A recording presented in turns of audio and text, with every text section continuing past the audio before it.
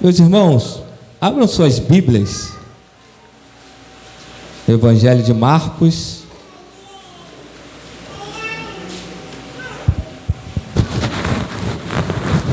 capítulo 5, versículos 25 ao 34. Evangelho de Marcos, capítulo 5, versículos 25 ao 34.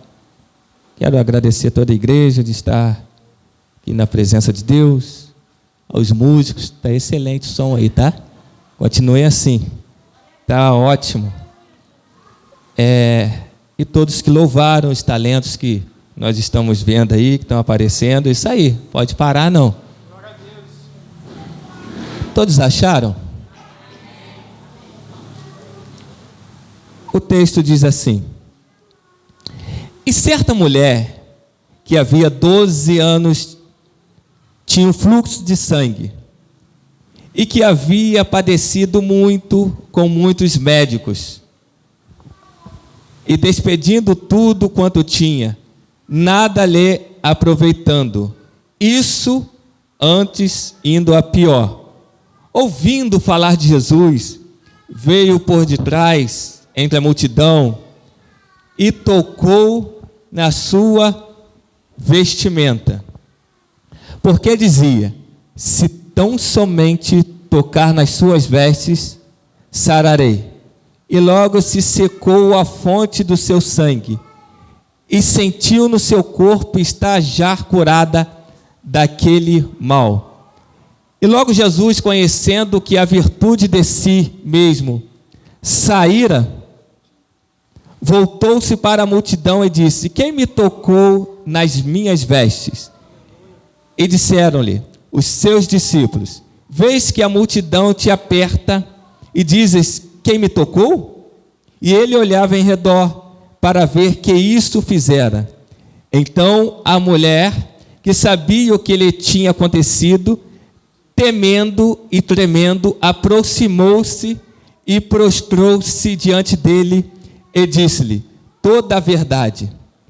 E ele lhe disse: filha, a tua fé te salvou. Vá em paz e ser curada deste mal. Tome seu assento em nome de Jesus.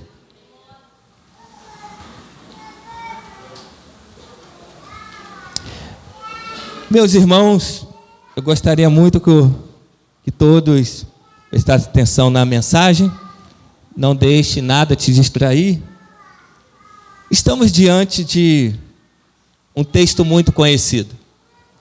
Jesus, após ter descido do barco com seus discípulos, ele é calorosamente recebido por uma multidão em Cafarnaum. A caminho da casa de Jairo, a pedido do mesmo, devido a sua filha estar doente, no meio do caminho aparece uma mulher que sofria 12 anos por causa de um fluxo de sangue, ou seja, uma hemorragia. Essa mulher tinha gastado todo o seu dinheiro procurando recurso com vários médicos e indo de mal a pior. Há 12 anos, essa mulher colecionava perdas. Há 12 anos, essa mulher colecionava derrotas, frustrações, mas a Bíblia diz que ela ouviu falar de Jesus. Talvez ouviu dizer que ele curava, talvez ouviu dizer que ele fazia maravilhas, expulsava demônios, restituía a visão dos cegos, acalmava tempestades, enfim. Mas eu creio que essa mulher, ela colecionava também alguns traumas na vida dela. Por quê? Quais traumas são esses, Rafael? Primeiro, trauma conjugal. Por quê? Segundo a lei judaica, uma mulher que possuía um fluxo de sangue, ela não podia se relacionar com o marido. E se ela fosse solteira, ela não poderia se casar. E se ela fosse casada, possivelmente seu casamento já estava abalado. Segundo trauma que talvez essa mulher possuía. Essa mulher possuía um trauma social. Por quê, Rafael? Uma mulher que tinha uma hemorragia não podia ter contato com pessoas. Antes devia viver confinada, porque ela era considerada imunda cerimonialmente. E o terceiro trauma que essa mulher talvez ela tinha era o trauma da religião.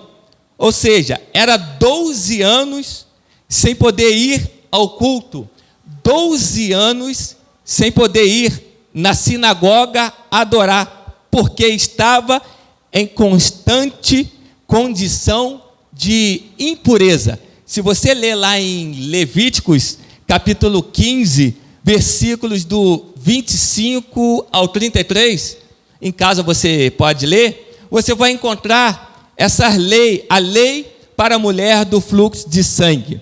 Mas o interessante é que essa mulher era 12 anos sofrendo, mas respirando. 12 anos perdendo, mas respirando. 12 anos gastando todo o seu dinheiro com os médicos, mas ainda estava respirando. 12 anos sentindo aflições, traumas, angústia, mas ainda respirando. Eu não sei como é que você entrou nessa noite aqui. Eu não sei o que você esteja passando na tua casa, na sua vida. Eu não sei a crise que talvez você esteja enfrentando, mas é noite de dar glória a Deus porque você ainda está respirando. Eu não sei a dificuldade que você esteja passando, mas você está respirando. Você já viu morto sentir dor? Ninguém viu. Você já viu morto sentir tristeza? Não. Você já viu morto sentir angústias, entrar em depressão? Não. Só vivo. Se você está passando por tudo isso que eu falei, meu filho, dá glória a Deus porque você está respirando. Dá glória a Deus porque você está vivo. Independentemente da enfermidade, independentemente da situação, dá glória a Deus porque você está aqui, é porque você está respirando. De repente você entrou aqui enfermo, você só está enfermo porque há vida em você ainda. Morto não fica enfermo. Morto não entra em crise. Morto não entra em depressão. Morto não passa por angústia. Se você está passando por tudo isso, é porque você está respirando, é porque você está vivo.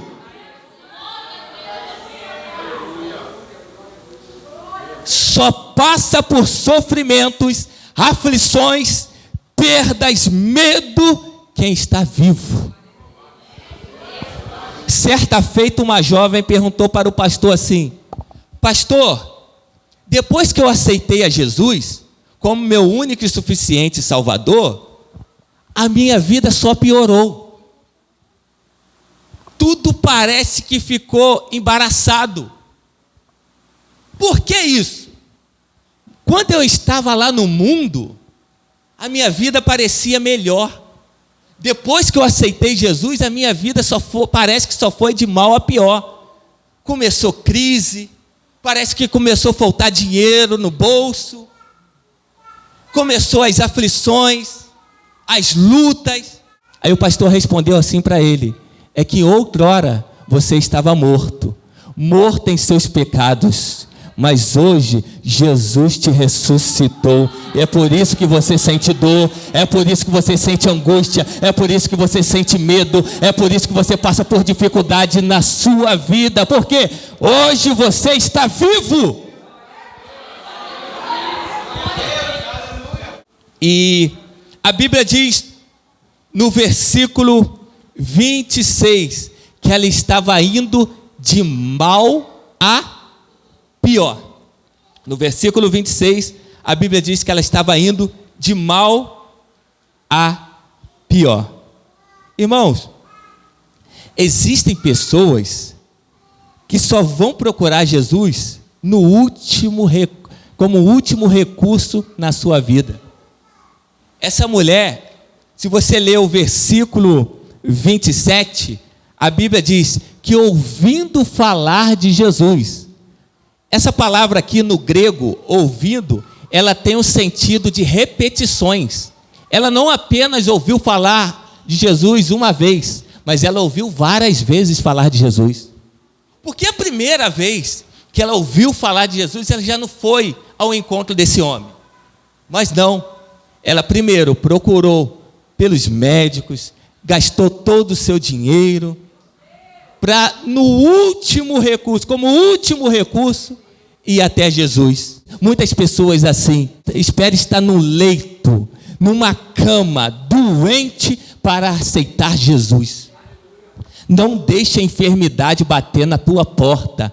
Não deixe a dificuldade bater lá no teu lar, para você tomar uma posição e vir para a presença dele.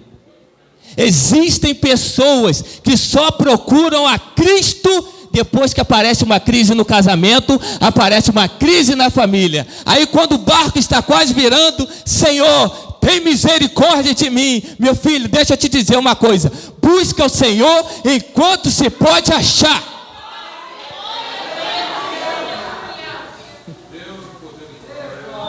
Essa palavra tem um sentido de repetições.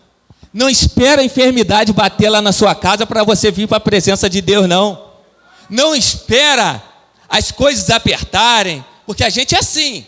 A gente começa a trabalhar, a gente esquece de Deus. Mas quando estamos na prova, desempregados, estamos orando, estamos jejuando, buscando a presença de Deus, estamos lendo Bíblia. Espera piorar para ver. Não deixe Jesus como último recurso na sua vida, mas prioriza Ele na sua vida.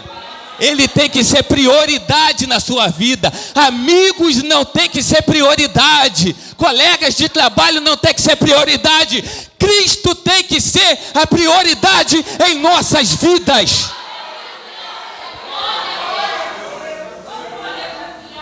Tem gente que chega, pastor, caí.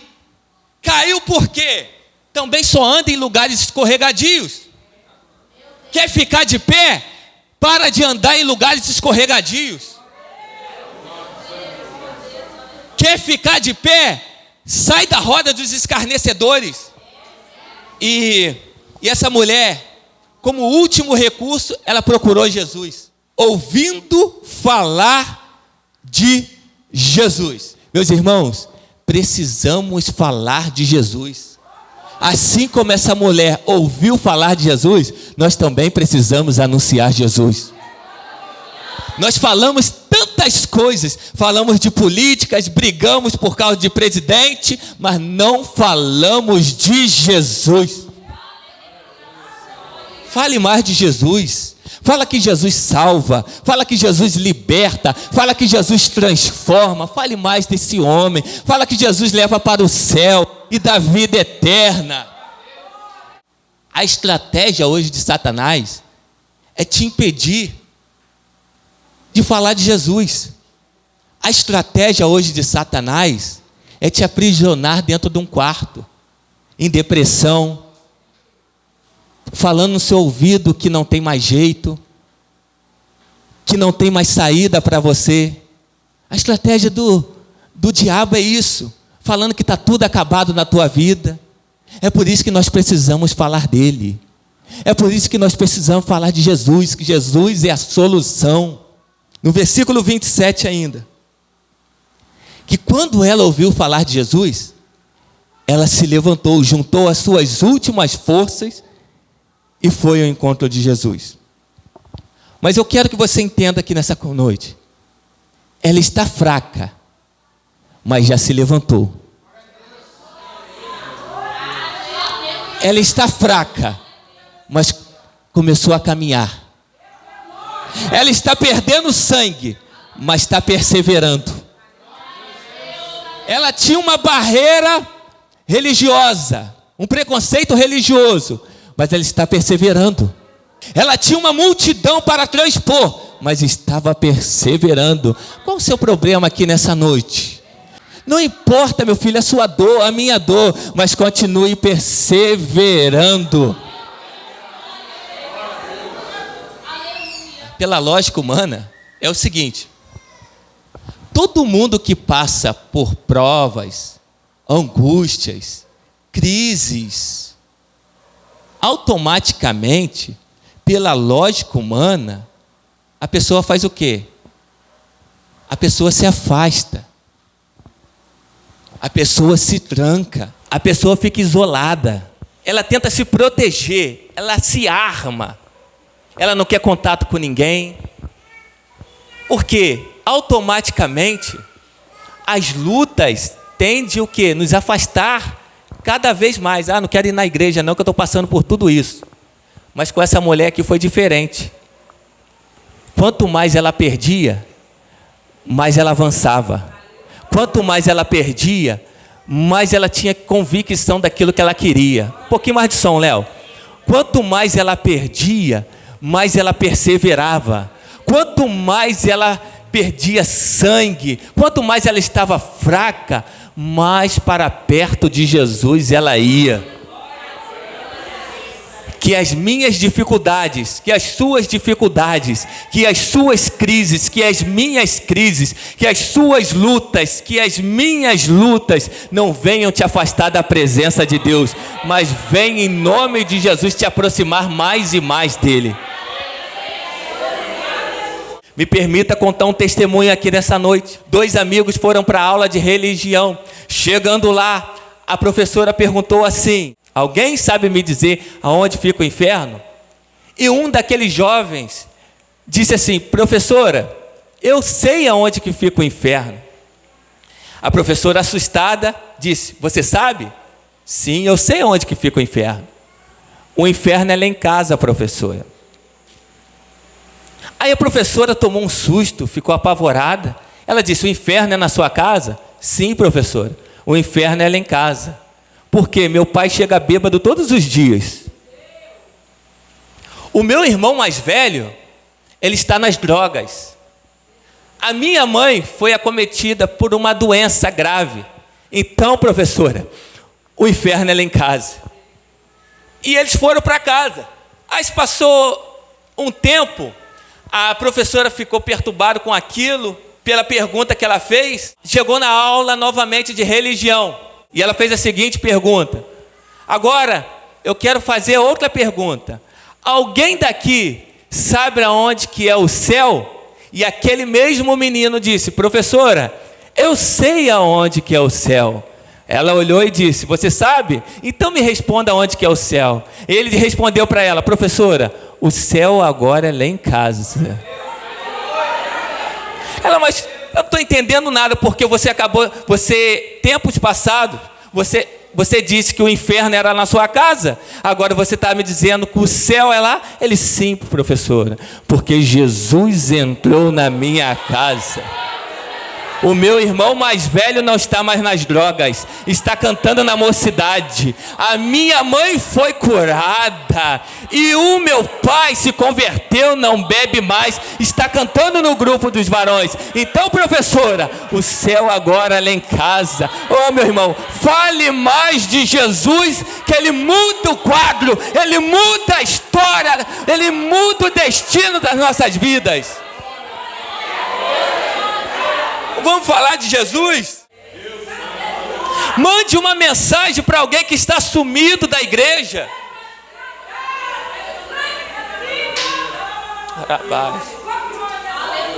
Fala, irmão, você está fazendo falta lá na igreja. Fale de Jesus. A gente perde tempo compartilhando várias coisas, mas a gente não compartilha a palavra de Deus. Olha o que é que o versículo 27 diz: e tocou na sua vestimenta. Você lembra que eu disse que essa mulher tinha que ficar num lugar separado? Porque cerimonialmente ela era impura, porque o fluxo de sangue dela era contínuo, não parava. Então o que acontece aqui? Quando ela toca em Jesus, pela ótica, se ela estava impura, ela tinha o quê? Jesus, ele teria sido o quê? Contaminado por ela. Pela ótica. Mas o que eu aprendo aqui? Que não é a minha impureza, não é a sua impureza que contamina Jesus, mas é a virtude que sai dele que nos purifica de todo o pecado. Não são os meus pecados que tornam Jesus imundo, mas é o sangue dele que nos purifica de todo o pecado. Versículo 28 diz: se tão somente tocar nas suas vestes, eu serei curada. Essa palavra aqui, também no grego, ela tem um sentido de repetições. Ela não apenas falou uma vez, se tão somente eu tocar nas suas vestes. Ela não falou uma vez. Ela saiu de casa com um propósito. Ela saiu de casa crendo. Ela saiu de casa assim: se tão somente eu tocar em suas vestes, sararei. Se tão somente tocar em suas vestes, sararei. Se tão somente tocar em suas vestes, sararei. Ela saiu de casa repetindo. Essa palavra tem o sentido de repetição. Aí ela: se tão somente eu tocar em suas vestes, sararei. Versículo 30 e 31 diz que saiu virtude dele. Saiu virtude por quê? Porque primeiro, essa mulher perseverou. Segundo, ela creu que Jesus poderia solucionar o problema dela. Se tão somente eu tocar em suas vestes.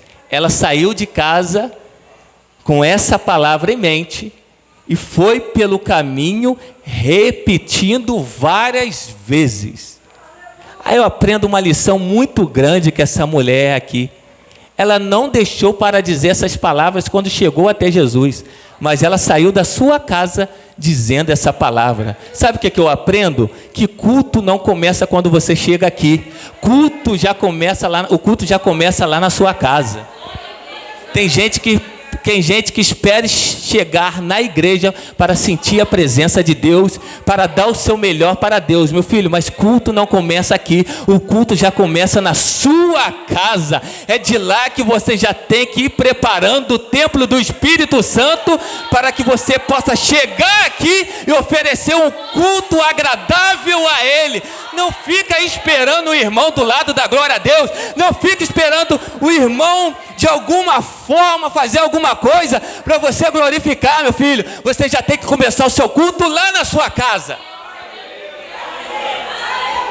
Porque o perigo disso tudo, de começar o culto só quando você chega aqui, é o seguinte: ah, irmão, cheguei lá no culto, o culto lá estava ruim, o culto lá não estava bom.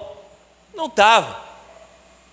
Porque você não começou o seu culto em casa, esperou chegar aqui. Aí você vai sair daqui murmurando, você vai sair daqui reclamando de mim. Você vai. Mas a culpa não é de nenhum irmão aqui. A culpa é sua mesmo, que não preparou o culto antes de chegar até aqui. Aí não sente a presença de Deus, reclama dos irmãos, reclama de qualquer coisa na igreja, mas você olha para o lado, o irmão está dando glória. Você olha para o outro, o irmão está batendo palma, está pulando, está entregando profecia, revelação. Por que o culto para um não está sendo bom, para o outro está sendo excelente? Porque esse irmão já veio preparado de casa, já preparou o culto antes de chegar aqui. Meu filho, posso te dizer uma coisa nessa noite? O culto pode não estar sendo bom para você, mas para outros está sendo excelente.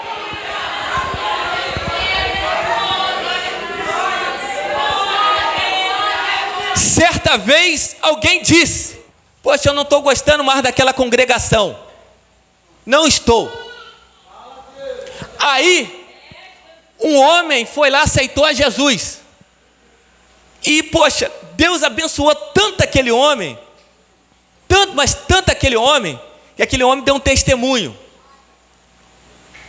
E essa mesma pessoa que reclamou da igreja, reclamou para esse homem que estava sendo abençoado. Então, o homem disse assim: olha, para você, lá não está sendo uma bênção, mas para mim, está. Para alguns irmãos, o culto vai ser ruim mesmo, mas não é a igreja que está ruim, é ele que está ruim mesmo, porque ele não preparou o culto em casa, não lê a palavra, não ora, não jejua, não participa dos trabalhos, não vem na igreja. Aí quer que o culto seja bom. Eu mudei totalmente a mensagem, não sei porquê. Eu mudei, não ia falar nada disso que eu estou falando. Eu disse aqui, eu fiz uma reunião sexta-feira, eu disse aqui que líder tem que gostar de igreja. Líder que não gosta de igreja, não gosta de culto, não serve para ser líder. Não serve. Mas continuando o texto que eu já saí muito. Versículo 32, olha o versículo 32. E ele, depois que ela tocou em suas vestes, saiu virtude, o sangue estancou. Olha o que diz. E ele, Jesus, olhava em redor para ver que isso fizera. Ou seja, a mulher se escondeu, porque ela sabia que não poderia estar ali. Então ela ficou com medo, por isso que ela se afastou. Aqui eu aprendo outra lição. Eu não tenho que me afastar de Cristo quando eu peco. Eu tenho que permanecer com Ele para vencer o pecado. Eu não tenho que me afastar de Jesus quando eu peco, quando eu erro. Eu tenho que perseverar com Ele até vencer o pecado. Aí a Bíblia diz: então a mulher que sabia o que lhe tinha acontecido, temendo e tremendo, aproximou-se e prostrou-se diante dele e disse-lhe toda a verdade. Primeiro, ela já tinha sido curada. Eu vou ter que concluir agora. E ela sai virtude de Jesus. Ela se esconde. E Jesus procura: quem me tocou? Quem me tocou? Por quê? De mim saiu virtude. Alguém me tocou diferente. Alguém me tocou diferente. Jesus, ele sabia quem tinha tocado nele. Sabia. Mas sabe o que ele estava fazendo aqui? Ele deu a oportunidade para ela de testemunhar no meio de todo mundo o que Jesus tinha feito na vida dela. Jesus vai te dar oportunidade para testemunhar para todos aqueles que estão à sua volta o que Ele fez e vai fazer na sua e na minha vida. Aí eu concluo aqui, versículo 34. E ele lhe disse: filha, a tua fé te salvou, vá em paz e ser curada deste mal. Se você reparar, no versículo 25, parte A, o evangelista Marcos, ele diz assim, ele começa o texto assim: uma certa mulher. Agora no final, Jesus está dizendo: filha, a sua fé te salvou. Antes de conhecer Jesus, era uma certa mulher que andava por aí, mas depois que foi transformada pelo poder do evangelho, ele disse: filha, a sua fé te salvou. A sua fé te salvou. Eu não sei como é que você entrou aqui nessa noite. Antes você era qualquer um. Antes você era uma certa mulher. Antes você era um certo homem. Mas depois que essa mulher creu em Jesus como o único e suficiente Salvador, creu nele, ela passou a ser não apenas uma certa mulher, não apenas qualquer uma, ela passou a ser chamada de filha. Em outrora nós estávamos escravizados pelo pecado, Mas quando Jesus morreu na cruz do Calvário, pagando a nossa dívida de condenado, nós passamos a sermos filhos de Deus. Nessa noite, eu quero te convidar a romper essa barreira do desânimo, romper essa barreira do preconceito, romper a barreira física e vir até o encontro de Jesus. Ele quer te fazer filho de Deus. Eu queria perguntar se tem alguém que quer aceitar Cristo como seu único e suficiente Salvador aqui nessa noite. Se você aceitá-lo como seu único e suficiente Salvador, os seus pecados vão ser apagados. Tudo o que você fez até agora serão apagados. Mas só através de Cristo para ter os pecados perdoados. Tem alguém aqui nessa noite? Tem alguém para Jesus aqui nessa noite? Tem um ali atrás? Tem? Jesus, ele pode perdoar os seus pecados hoje ainda. Vem aqui na frente que vamos orar por você. Uma alma se rendeu a Jesus. Fale de Jesus, irmão. Está tendo festa no céu nesse momento. Talvez estão olhando para esse homem. Talvez não vai vingar. Mas só Cristo pode transformar o homem, livrar o homem do pecado.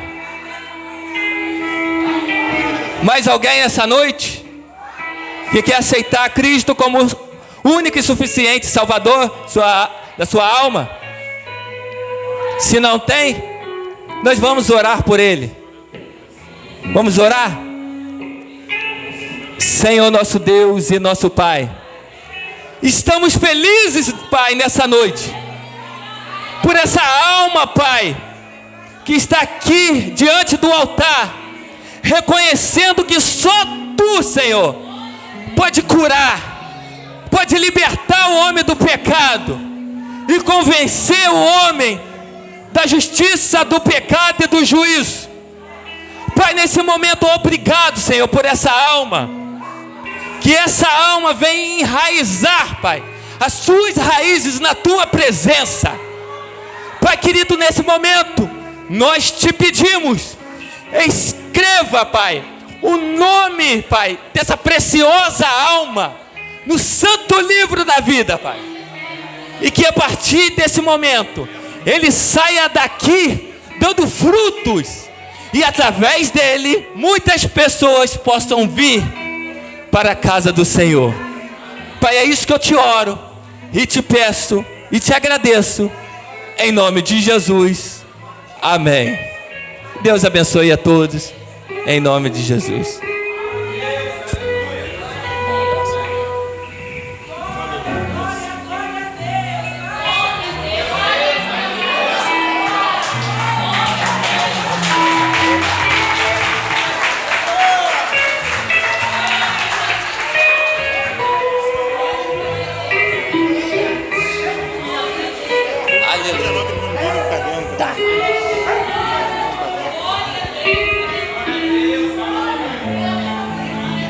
Cadê a irmã Solange? Irmã Solange. Cadê a irmã Solange? Lá atrás. Irmã Solange, Deus me mostrava o seguinte, que Ele vai te envolver com uma glória tão grande que você não vai conseguir segurar, você não vai conseguir se conter.